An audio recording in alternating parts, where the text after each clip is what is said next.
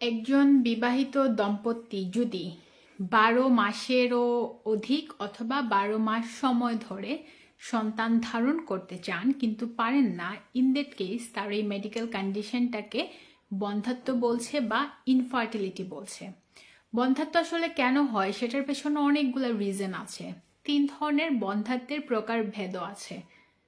তাই আমরা যদি আমাদের জীবনযাত্রাটাকে একটু চেঞ্জ করি, ইন দ্যাট কেস আমরা কিন্তু লং রানে বিবাহিত জীবনে যখন আপনারা যাবেন তখন ইনফার্টিলিটি বা বন্ধ্যাত্বের মতো স্বাস্থ্য সমস্যাটাকে আগে থেকেই একটু প্রিভেন্ট করতে পারেন বা কিওর করতে পারেন।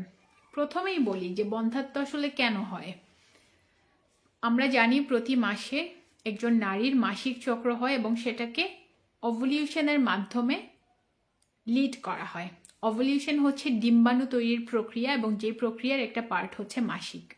এখন প্রতি মাসে অনেক নারীদের ওভুলিউশন প্রপারলি হয় না, অনেকের কম হয়, অনেকের ইরেগুলার হয়, অনেকের একেবারেই হয় না। সো ওভুলিউশনটা যখন ঠিকমতো হচ্ছে না তখন একজন নারী বন্ধ্যাত্বের মতো স্বাস্থ্য সমস্যায় পড়তে পারেন। সেকেন্ড হচ্ছে স্পার্ম কাউন্ট বা স্পার্মের কোয়ালিটি বা সিমেনের কোয়ালিটি। একটা ছেলের যখন বা একজন পুরুষের যখন ইজাকুলেশন হয়, ইরেকশন হয়, তখন তার পেনিস থেকে সিমেন বের হয়ে আসে এবং এই তরল পদার্থের মধ্যে স্পার্ম থাকে বা শুক্রাণু থাকে, যেটাকে বংশগতির ধারক এবং বাহক বলছে। এবং এই শুক্রাণুর কাউন্ট যদি প্রপার না হয় এবং যদি কোনো কারণে স্পার্মের হেলথ অথবা সিমেনের হেলথ ভালো না হয়, ইন দ্যাট কেস একজন পুরুষ বন্ধ্যাত্বের মতো স্বাস্থ্য সমস্যায় পড়তে পারেন। এটা ছাড়াও নারীদের প্রজনন তন্ত্রে যে ফ্যালোপিয়ান টিউব আছে সেটার যদি ড্যামেজ হয়ে যায় বা ব্লক হয়ে যায়, ইন দ্যাট কেস তিনি সন্তান গর্ভধারণ করতে অনেক বেশি প্রবলেম ফেস করতে পারেন। এটা ছাড়াও এন্ডোমেট্রিওসিস নামে আরও একটা স্বাস্থ্য অবস্থা আছে নারীদের, সেটার কারণেও একজন নারী বন্ধ্যাত্বের মতো স্বাস্থ্য সমস্যায় পড়তে পারেন। এটা ছাড়াও জীবনযাত্রায় আরও অনেক কিছু আছে, সেটা যদি আনহেলদি হয় সেক্ষেত্রে একজন নারী বা একজন পুরুষ বন্ধ্যাত্বের মতো স্বাস্থ্য সমস্যায় পড়তে পারেন। নারী পুরুষ উভয়ের ক্ষেত্রে এই যে সাথে সাথে ফার্টিলিটি রেট কমতে থাকে, সেক্ষেত্রেও তিনি বন্ধ্যাত্বের মতো স্বাস্থ্য সমস্যায় পড়তে পারেন। নারীদের অতিরিক্ত ওজন বা পুরুষের অতিরিক্ত ওজনও কিন্তু বন্ধ্যাত্বের জন্য দায়ী। অতিরিক্ত ওজন, polycystic ovarian syndrome, that means ওভারিতে সিস্ট, থাইরয়েডের মতো হরমোন সমস্যা, হরমোনাল ইমব্যালেন্স, ওভুলিউশন না হওয়া, পিরিয়ড ইরেগুলার হওয়া, ইনসুলিন রেজিস্ট্যান্স, ডায়াবেটিস, মূল কথা ওজন বাড়ার সাথে সাথে বা ওইসব সমস্যা হওয়ার কারণে একজন নারীর যখন ওজন বেড়ে যাচ্ছে অতিরিক্ত বা অনিয়ন্ত্রিত হয়ে যাচ্ছে, তখন তিনি বন্ধ্যাত্বের মতো স্বাস্থ্য সমস্যায় পড়ছেন। দ্যাট মিনস তিনি বিবাহিত জীবনে গিয়েই যেই স্বাস্থ্য সমস্যায় পড়ছেন তা না, বিবাহিত জীবনের সন্তান ধারণের একটা প্রক্রিয়া থাকে বলে তিনি সেটা বুঝতে পারছেন। তার মানে হচ্ছে তিনি বয়সন্ধি কাল থেকে যে আনহেলদি লাইফ লিড করছেন সেটাই তাকে বন্ধ্যাত্বের মতো স্বাস্থ্য সমস্যায় উপনীত করেছে। ছেলেদের ক্ষেত্রেও সেম, যারা অনেক বেশি অ্যালকোহলিক, অনেক বেশি ড্রিঙ্ক করেন, ড্রাগস নেন, স্মোক করেন, তাদেরও কিন্তু স্পার্ম কাউন্ট, স্পার্ম হেলথ বা অন্যান্য স্বাস্থ্য সমস্যা তৈরি হয়। পার্টনারের সাথে ইন্টিমেট হতে প্রবলেম হয়, ইন দ্যাট কেস বন্ধ্যাত্বের মতো স্বাস্থ্য সমস্যা হতে পারে। সো এই যে সামগ্রিক জীবনযাত্রা, এগুলো যখন ভালো হচ্ছে না, আমাদের জীবনযাত্রা যখন অস্বাস্থ্যকর হচ্ছে, তখন দিনের পর দিন আমরা বন্ধ্যাত্বের মতো একটা মেডিকেল কন্ডিশনকে ওয়েলকাম করছি এবং আমরা এটা জানি না। সো বিবাহিত জীবনে যখন যাচ্ছেন মানুষ, তখন বিভিন্ন টেস্ট করছেন কারণ সন্তান গর্ভধারণে দেরি হচ্ছে, তখনই ওনারা বুঝতে পারেন হয়তো ওনাদের রিপ্রোডাক্টিভ ট্র্যাক্টে কোনো সমস্যা আছে, হয়তো তাদের জীবনযাত্রায় সমস্যা আছে। তাই আমরা যদি বয়সন্ধি কাল থেকে মা বাবা যারা আছেন বাচ্চাদের যদি স্বাস্থ্যকর জীবনযাত্রা অভ্যস্ত করেন, ইন দ্যাট কেস ভবিষ্যৎ জীবনে বা বিবাহিত জীবনে গিয়ে তারা কিন্তু এই বন্ধ্যাত্বের মতো স্বাস্থ্য সমস্যা থেকে নিজেদেরকে রক্ষা করতে পারেন। এবং এটার আসলে ট্রিটমেন্ট কি? সার্জিক্যাল কিছু প্রসিডিউর আছে, স্পার্ম কাউন্টের কিছু হেলথ ট্রিটমেন্ট আছে, ওভুলিউশন শুরু হওয়ার জন্য কিছু ট্রিটমেন্ট আছে, মাসিকটা রেগুলার হওয়ার কিছু ট্রিটমেন্ট আছে, নারীদের হরমোনাল ইমব্যালেন্সটাকে ঠিক করার কিছু মেডিসিন আছে। বাট প্রত্যেকটা জিনিসের সাইড ইফেক্টও কিন্তু আছে। নারীরা যখন এই ধরনের মেডিসিন নিচ্ছেন তখন তার শরীরে বিভিন্ন পার্শ্ব প্রতিক্রিয়া দেখা দিচ্ছে, মানসিক স্বাস্থ্য বিপর্যস্ত হচ্ছে। ছেলেদের ক্ষেত্রেও সেম, আবার যখন surgical procedure, for example endometriosis যদি থাকে বা ফ্যালোপিয়ান টিউব যদি থাকে, সেখানে সার্জারি টিউবে যদি প্রবলেম থাকে লাইক ব্লকেজ বা ড্যামেজ থাকে, সেক্ষেত্রে কিন্তু তার ট্রিটমেন্ট করার জন্য সার্জিক্যাল প্রসিডিউর একজন নারীকে যেতে হয়। সেক্ষেত্রেও তিনি বিভিন্ন শারীরিক এবং মানসিক স্বাস্থ্য সমস্যায় পড়েন। ছেলেদের ক্ষেত্রেও সেম। আবার আরও কিছু প্রসেস আছে, ফর এক্সাম্পল একেবারেই যদি কেউ গর্ভধারণ করতে না পারেন, তখন অ্যাসিস্টেড রিপ্রোডাক্টিভ যে টেকনোলজিগুলো আছে আইইউআই বা আইভিএফ, সেগুলো অনেকে নিতে পারেন। এটা একদম লাস্ট স্টেজে গিয়ে। বাট মেইন কথা হলো জীবনযাত্রা যখন অস্বাস্থ্যকর থাকে, নারী বা পুরুষের ওজন যখন অতিরিক্ত বেড়ে যায়,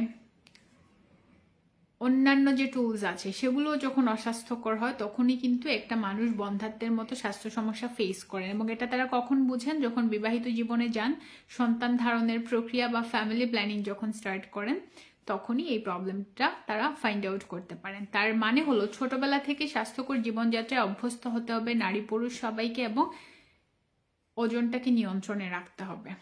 এবার আসি যে আসলে বন্ধ্যাত্বের মতো যে একটা স্বাস্থ্য সমস্যা, এটা আমাদের বাংলাদেশে একটা উইকনেস হিসাবে দেখা হয়। একটা বিবাহিত দম্পতি যখন বন্ধ্যাত্বের মতো স্বাস্থ্য সমস্যায় পড়েন, ধরেই নেওয়া হয় যেটা একটা নারীর দিক থেকে সমস্যা। তখন কি হয়?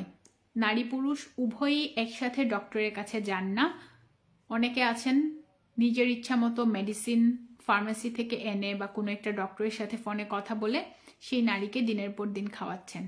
এমনও তো হতে পারে যে ওই কাপলের মধ্যে হাজব্যান্ডের সেই ইনফার্টিলিটির মতো মেডিকেল কন্ডিশনটা আছে। তাই বন্ধ্যত্বের মতো মেডিকেল কন্ডিশন বা স্বাস্থ্য সমস্যায় যেই দম্পতি পড়বেন, সবার আগে একটা কাজ করতে হবে, কারো কথা শোনা যাবে না, আশেপাশের মানুষের কোনো কথা শোনা যাবে না।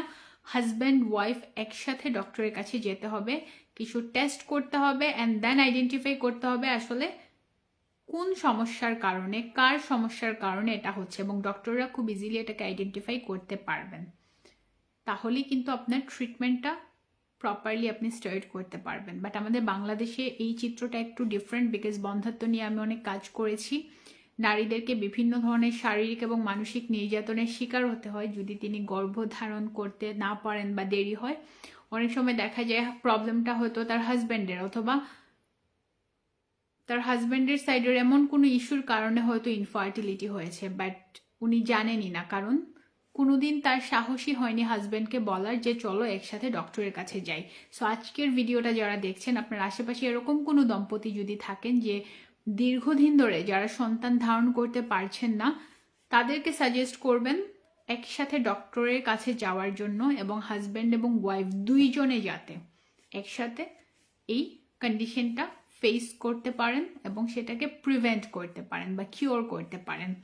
এবং যাদের সন্তান ধারণে একটু লেট হচ্ছে বা পারছেন না, আমাদের সবার উচিত তাদের প্রতি একটু সিম্প্যাথি দেখানো। আমি বলবো যে এমপ্যাথি দেখানো উচিত, নট সিম্প্যাথি। কারণ একটা মানুষ এমনিতেই সন্তান ধারণ করতে পারছেন না, সেক্ষেত্রে আশেপাশের পরিবেশ থেকে তিনি যদি অনেক বাজে কথা শুনেন যে বাচ্চা হচ্ছে না কেন, কবে হবে, কার সমস্যা, এবং মেয়েটাকে যদি টর্চার করা হয় বা ছেলেটাকে যদি টর্চার করা হয়, তাদের কিন্তু মানসিক স্বাস্থ্য অনেক খারাপ হয়ে যাবে। এজ এ রেজাল্ট তাদের শারীরিক স্বাস্থ্যেও খারাপ একটা এফেক্ট পড়বে।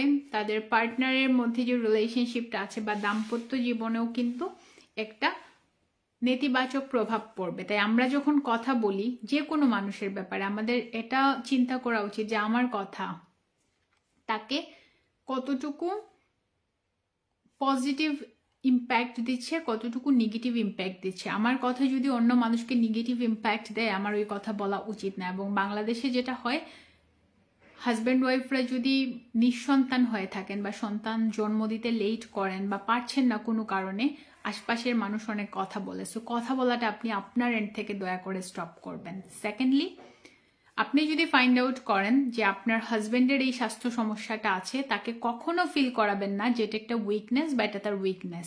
এট দ্য সেম টাইম হাজব্যান্ডদের ক্ষেত্রেও সেম সাজেশন, আপনি যদি কোনো কারণে বুঝেন যে আপনার স্ত্রী বা আপনার পার্টনারের ইনফার্টিলিটির প্রবলেম আছে, তখন তাকে অবশ্যই মেন্টালি সাপোর্ট করবেন। এমন কোনো কথা বলবেন না যাতে সে কষ্ট পায়। এবং এটা যে একটা উইকনেস, এটাকে উইকনেস হিসেবে কখনো ট্রিট করা যাবে না। বন্ধ্যত্ব বা ইনফার্টিলিটি একটা মেডিকেল কন্ডিশন, যে কোনো সময়ে যে কোনো মানুষের যে কোনো কারণে এটা হতে পারে, এটাকে উইকনেস হিসেবে ট্রিট করা যাবে না।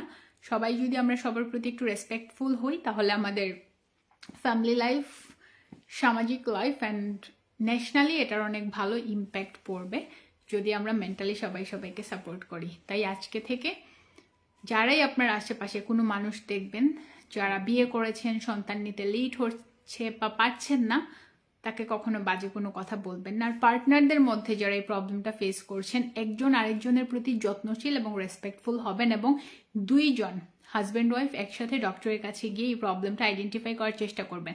আর যাদের বিভিন্ন ধরনের অভ্যাস আছে, নেতিবাচক অভ্যাস, ড্রিঙ্ক করা, ড্রাগস নেওয়া, ফাস্ট ফুড খাওয়া, এক্সারসাইজ না করা, রাতে না ঘুমানো, প্রচুর পরিমাণে খাওয়া দাওয়া করা, ধূমপান করা, আপনারা এই জিনিসগুলো ছাড়বেন। কারণ ভবিষ্যতে বিবাহিত জীবনে এগুলো আপনাদেরকে অনেক বেশি সাফার করাবে। দাম্পত্য জীবনে তো করাবেই, ফ্যামিলি প্ল্যানিং যখন করতে যাবেন তখন এগুলো আপনার লাইফে অনেক প্রবলেম ক্রিয়েট করবে। সবাই ভালো থাকবেন এবং প্রপার ইনফরমেশন জানাবেন এবং বয়সন্ধিকাল থেকে সন্তানকে স্বাস্থ্যকর জীবনযাত্রায় অভ্যস্ত করবেন, সো দ্যাট সে কোনো অবস্থাতেই অতিরিক্ত ওজন গেইন না করে। সবাই ভালো থাকবেন। আসসালামু আলাইকুম সবাইকে। আল্লাহ হাফেজ। I will see in the next video. Bye bye, good night.